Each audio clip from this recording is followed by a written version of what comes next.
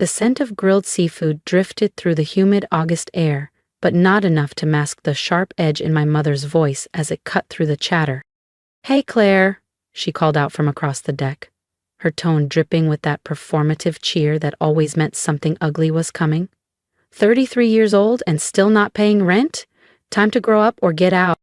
The words hung in the sticky evening heat, floating above the sound of gulls and the waves rolling against the shore. We were at my parents' beach house in Wilmington, North Carolina, our annual summer gathering. Neighbors were scattered around the deck with plastic cups of sangria, pretending not to hear but clearly listening. That was the point. She wanted an audience. The laughter that followed wasn't just hers. My stepfather, Raymond, grinned into his beer, while my younger half-sister, Elise, smirked from her seat near the cooler. I kept my grip steady on the platter of shrimp skewers I was carrying, though the foil crinkled under my tightening hands. "You've been taking a third of my paycheck every month for utilities," I said evenly, setting the platter on the buffet table. "I've been paying more than my share for years." Her lips curled into a mocking smile. "That's life. If you don't like it, move out. But we both know you can't afford that." "Yeah," Elise chimed in. "Good luck finding anywhere decent on your salary." The air was heavy. Not just with the smell of charred seafood and sunscreen, but with the thick, familiar weight of condescension. They expected me to swallow it, maybe laugh it off, maybe cry later in private. That's how it always went. Not this time.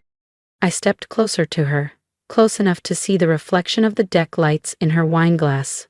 My voice was low but steady. "Fine. You want me gone? You'll get your wish," she snorted. "And where exactly are you going? Back to that shoebox apartment with the leaky ceiling? You've got no savings, Claire." I didn't answer. I didn't need to. The rest of the evening passed in a haze of small talk and forced smiles. But in my mind, everything was sharp, deliberate. I'd been planning my exit for months. Quietly. Just last week, I'd signed the papers and picked up the keys to my own place. A restored brick townhouse downtown. She thought she was pushing me out. She had no idea I was already gone. And when I left, I wouldn't just take my things. I'd take the comfort she thought she controlled. The next morning, I loaded the last box into the back of my Navy SUV. My hands trembled. Not from sadness, but from the electric thrill of finally cutting the cord. The salt-tinged breeze from the Atlantic filled my lungs as I pulled away from the beach house without looking back. By mid-morning, I was parking in front of my new place, a restored 2-story brick townhouse downtown, with white trim and a small balcony that overlooked the quiet street. The air here smelled cleaner, lighter. My home. The deeds sat on my kitchen counter before noon, my name in bold letters across the top. I took a picture of it and sent my mother a short message. The reply didn't take long. Within an hour, her name flashed across my phone screen. I let it ring. Then came a call from Raymond. Ignored. By dinner time, I heard the rumble of a familiar pickup truck outside. Peeking through the blinds, I saw her, my mother, climbing out of the passenger seat. Face pale, lips pressed into a razor-thin line. Raymond followed, his brow furrowed. Elise's car idled behind them. The music turned off. I stepped out onto my balcony as they reached the sidewalk. My mother's voice carried up to me, tight and urgent. "You're not serious, Claire." Leaning against the railing, I met her eyes. "You told me to pay rent or get out. I chose get out. And I'm done paying your bills, too." Raymond's face hardened. Elise shifted uncomfortably, for once without her usual smirk. For the first time in my life, I felt the shift, like the tide turning. I wasn't the dependent daughter they could lean on anymore. When they left, I stayed on the balcony, letting the August air settle around me. It wasn't relief yet. It was something sharper. A freedom, so new it almost stung. Inside, I opened my laptop and got to work. One by one, I severed every financial tie. Electric bill removed from my account. Gas transferred. Internet, water, car insurance gone. Each confirmation email felt like a brick lifted from my chest. An hour later, my phone rang. Mom, ignored. Then Raymond, ignored. Elise, ignored. Across he already leads. By late evening, the family group chat lit up, loading client knowledge into one commerce app. Mom always act like the Clispaneerings. This isn't funny, Claire. The Wi-Fi's down. Raymond, you can't just shut things off. Elise, wow, hope you're happy. You ruined dinner. I typed one line and hit send. I've moved out. Bills are your responsibility now. I thought that would be the end of it, until I saw their SUV pull up in front of my townhouse the next afternoon. Raymond got out first, his jaw clenched tight. My mother followed, arms folded across her chest like a shield. Elise stayed in the car, scrolling on her phone, pretending she wasn't watching. Raymond stopped at the bottom of my front steps. All right, enough of this. You've made your point. Turn the accounts back on for a week while we get things sorted. I met his gaze without flinching. You've been taking a third of my paycheck for years. You made it clear on the deck the other night. You wanted me gone. Well, I'm gone. And so is my money. My mother gave a short, brittle laugh. Wow, cold. No, I said, stepping down until we were face to face. Cold is mocking your own daughter in front of the neighbors. This is warm compared to that. Raymond opened his mouth, but nothing came out. For the first time, I saw something unfamiliar in his expression. Hesitation. I turned and walked back up the steps. You'll figure it out, I said over my shoulder, just like I did. The door clicked shut behind me. For the first time in years, I realized I was the one holding the lock. The next morning, I woke to the kind of silence I'd forgotten existed. No heavy footsteps in the hallway, no TV blaring, no sharp voices echoing from the kitchen, just stillness. I made coffee in my small but sunlit kitchen, the steam curling lazily in the warm August light. For a moment, I almost smiled, until my phone started buzzing. Raymond, call us. This is urgent.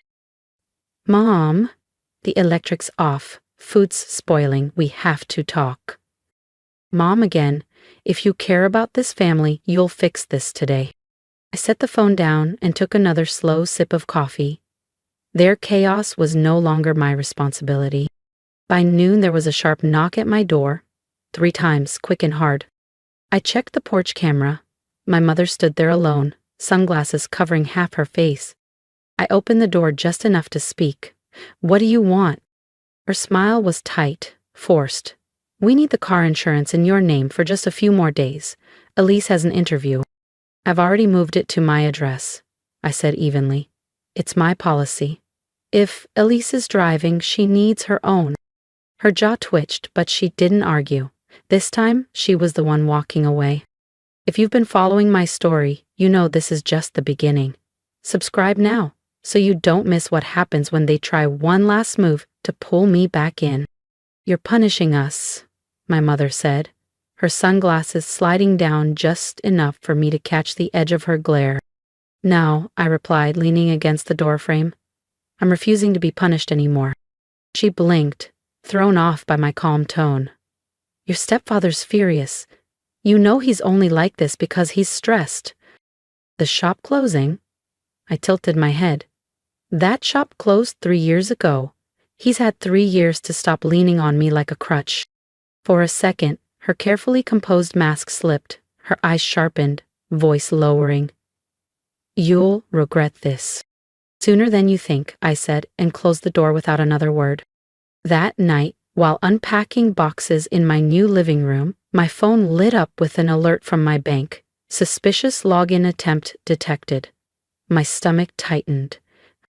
Logged in, multiple failed password attempts. Then something else caught my eye. A department store credit card I'd never opened, registered under my name but tied to an address that wasn't mine. It didn't take much to connect the dots. My purse had mysteriously gone missing in the old house last year, only to reappear 2 days later with nothing missing. Or so I thought. My stepbrother Tyler. I printed every bank email, every fraudulent statement, sliding them into a folder labeled boundaries in big black letters. This wasn't just about protecting myself anymore. I was building a case. Near midnight, my phone buzzed again. Tyler, you think you're better than us now? Watch your mailbox. I stared at the screen, feeling the anger in my chest condense into something colder, sharper. They weren't just losing my money. They were losing their grip, and the more they realized it, the uglier this was going to get. The next 2 days were quiet, too quiet. No knocks, no calls, just the occasional text from Tyler, each one dripping with sarcasm or thinly veiled threats. I kept my replies short and always in writing, careful like my attorney had advised. Every word, every date, every attempt to bait me went into that same folder. By the third morning, the silence broke. My phone buzzed nonstop as I sipped coffee at my kitchen counter. Screenshots from friends and neighbors started rolling in, public posts on my mother's personal page, written in that wounded, self-pitying tone she'd perfected. Some people think they can just turn their back on family. After all we've done, they leave us in the dark, literally. The comments were predictable, sympathy from mutual friends, nosy questions from distant relatives I hadn't heard from in years. And of course, her signature move, leaving just enough detail out so the villain could be anyone. But the most telling thing? Not one of them tagged me. Not one said my name. They wanted to spin their story without giving me a brush. I didn't take the bait. Instead, I called the power company, water company, and internet provider again to double-check that every account was fully switched to their names. I wasn't leaving them a single inch of leverage. By noon, my doorbell rang. The porch camera made my jaw tighten. Raymond, alone this time, hands buried deep in his shorts pockets. I opened the door but stayed firmly behind the threshold. "What is it?" His voice was calmer than I expected, but there was still an edge. "We've got a situation, the mortgage payment's due, and without your transfer—" "Not my problem," I said before he could finish. His eyes narrowed. "Do you even hear yourself? You've been part of this household for years. You don't just walk away from responsibilities overnight." I laughed, a sharp, humorless sound. "You mean the responsibilities you dumped on me the moment I started working? The ones you never asked about, just took?" He stepped closer. "You think this new place makes you better than us? That you can just hide here while we drown?" "I'm not hiding, Raymond. I'm just done being your lifeline." His jaw tightened like he was holding back a dozen threats. Then he turned, but not before tossing a final shot over his shoulder. "You'll regret this when you come crawling back." I closed the door slowly, almost savoring the click of the lock. Crawling back wasn't in my vocabulary anymore. That evening, as the August sun sank low over the rooftops, I saw the unraveling begin. A neighbor from my old street called, voice low, like sharing a secret. "They're out in the driveway yelling. Something about the bank account being overdrawn. Denise says she can't buy groceries. He keeps saying it's your fault." I thanked them, hung up, and sat in silence for a moment. They were finally feeling what I'd carried alone for years, the weight pressing down on them instead of me. The next day, I made my next move. I went to the bank, met with the branch manager, and closed the last joint account they still had access to. When I left, the folder in my bag felt heavier, thicker, more complete. That evening, a text from my mother. "You've made your point. We get it. Just please help us this month. We'll figure it out after." I didn't reply. 2 hours later, a public post on her profile. Funny how people change when they think they don't need you anymore. But life has a way of humbling everyone. And for once, my mother was right. Though not in the way she imagined. It was a humid Saturday morning when the perfect opportunity landed in my lap. I was at my kitchen counter, sipping coffee, scrolling through emails when one popped up from the mortgage company, tied to my parents' beach house. The subject line read, "Urgent, past due balance, notice of public auction." At first, I thought it was some clerical error. I hadn't lived there for weeks, and I'd already removed my name from every account linked to that address. But when I opened the message, I realized the bank must still have me listed as an emergency contact from years ago. The letter was short and blunt. 2 payments missed. No arrangement made. Auction scheduled in 30 days. I sat there, letting the words sink in. This was it. Proof in black and white that all their bluster and finger-pointing was just smoke. Before, I might have rushed over, tried to fix it, drained my account again to save the family. But that version of me was gone. Instead, I hit print. The paper slid warm into my hand. I placed it neatly into my boundaries folder. By noon, the inevitable came, the pounding at my door. When I checked the porch camera, all three of them were there. Raymond red-faced, my mother tight-lipped, Elise with that smug half-smile, like she'd just caught me bluffing. I stepped outside, shutting the door behind me. "You saw the notice," Raymond said. "We can't lose the house, Claire. You're gonna help fix this." I folded my arms. "No, I'm not." "You're still family." His voice was loud enough for the neighbors across the street to look up from their lawn chairs. I didn't lower mine. Family doesn't use you like an ATM. Family doesn't laugh while you're humiliated in front of half the neighborhood. And family doesn't commit fraud in your name and expect you to just take it. My mother stepped forward, eyes flicking nervously toward the watching neighbors. "Do you have to make a scene?" "Yes," I said flatly, "because you never had a problem making one when it suited you." Elise muttered something under her breath. "You're right," I said, turning to her. "It is unbelievable I let this go on for as long as I did." Raymond's voice dropped to that low, threatening tone he used to think could scare me into silence. "If you walk away from this, you'll be nothing to us." I smiled, no humor, just steel.